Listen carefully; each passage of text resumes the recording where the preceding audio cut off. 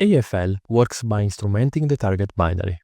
This means it adds extra codes to the program to gather information on how different inputs affect the paths the code takes during execution. It uses a genetic algorithm to improve its input set over time. This algorithm mutates and recombines input that produce interesting results. By doing this, AFL++ can explore as much of the codebase as possible. Does this definition sound familiar to you? Since AFL uses a genetic algorithm to improve its input sets over time, we can say that it's not a random input fuzzer. AFL does something called coverage-based fuzzing, something that, if you remember, we already introduced in the previous section. As a reminder, coverage-based fuzzing aims to track which areas of the binary are executing. By monitoring this information, we can determine which inputs trigger a specific part of the code. This helps us to build a database of inputs that cover the entire code base, not just a small subset. With this comprehensive coverage, we can identify errors through the code, not just in the most commonly used paths. With this picture, we can visualize how a coverage-guided fuzzer works. As you can see, the program starts by highlighting the functions close to the root. And with each iteration, it goes deeper, eventually covering all the code. To better understand how a coverage-based fuzzer works, let's have a look to this other example. Coverage-guided fuzzing begins with a set of manually generated input seeds, the corpus in our picture. These inputs are the starting point of the fuzzing process, and as you can see, since our input is 1, it triggers only the first if statement in our code.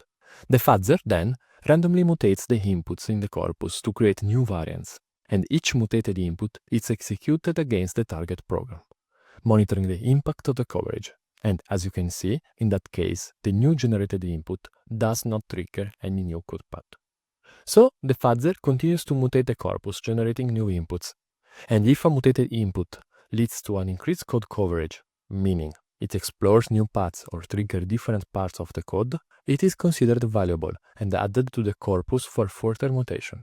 This process is repeated many times, with the fuzzer continually generating and testing new inputs based on the most interesting ones.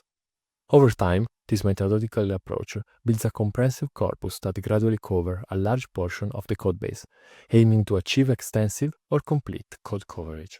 Like in that case, where we have covered all the 3 different if cases. And to conclude, our corpus will be composed by all the inputs that allow to obtain the maximum code coverage. Now, it's time to have a look to some of the AFL features. AFL operates by instrumenting the target binary to gather information on how input affects code paths during execution. It then uses a genetic algorithm to evolve its input set over time, mutating and recombining inputs that produce interesting results to explore as much of the codebase as possible. All of this is performed in the fastest way possible, allowing also a high-level customizability for the users. Instrumentations involved compiling the code with a specialized AFL compiler.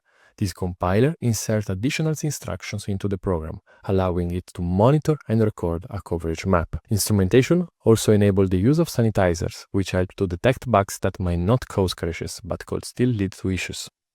We will go deeper in instrumentation and sanitizer with some practical exercises. Mutation in AFL++ are used to alter the corpus to create new inputs. AFL uses various mutation strategies such as bit flips, byte swap, and adding random data. These strategies generate inputs that can trigger new code paths or reveal hidden vulnerabilities. These mutated inputs are then executed against the target program, and then the inputs that expand coverage or cause crashes are prioritized for further mutation.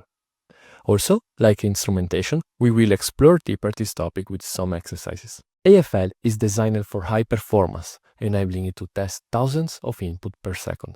This impressive speed is achieved through various optimizations, including persistent mode. Persistent mode allows the fuzzer to test the target program multiple times within a single process, rather than starting a new process for each test. This technique significantly speeds up the fuzzing process, often making it 10 to 20 times faster. Persistent mode is enabled during the instrumentation phase, compiling the target program with special instructions that enable it to reset its state between tests. This ensures that each test run is independent and does not affect subsequent runs without the need to restart the whole program. Finally, AFL supports custom mutation strategies, various instrumentation modes, and integration with other tools. Users can fine-tune parameters and implement custom feedback mechanisms, making AFL adaptable to a wide range of target and fuzzing scenarios, like a generic fuzzer should be.